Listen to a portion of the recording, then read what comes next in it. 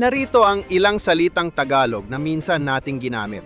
Ngunit nalimot na natin na yon. Part 1. Asikot o ansikot. Ito ay ang kilos ng pag-ikot o paikot-ikot na galaw. Halimbawa, ang bata ay nag-asikot sa paligid ng puno habang naglalaro. Balantagi, isang taong palalo, mayabang o mapagmataas. Madalas ipinagmamalaki ang sarili at hindi nagpapakita ng kababaang loob. Halimbawa, si Don Pedro ay kilala bilang isang balantagi sa baryo dahil sa kanyang kayabangan. Huwag maging balantagi, mas mabuting maging mapagpakumbaba. Kalatas, opisyal na liham o dokumento na ipinapadala ng autoridad o opisyal upang magbigay ng kautusan, pabatid o anunsyo.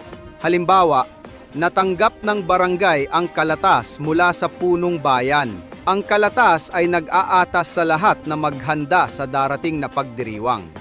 Sino pa ang nakakaalala ng mga ito?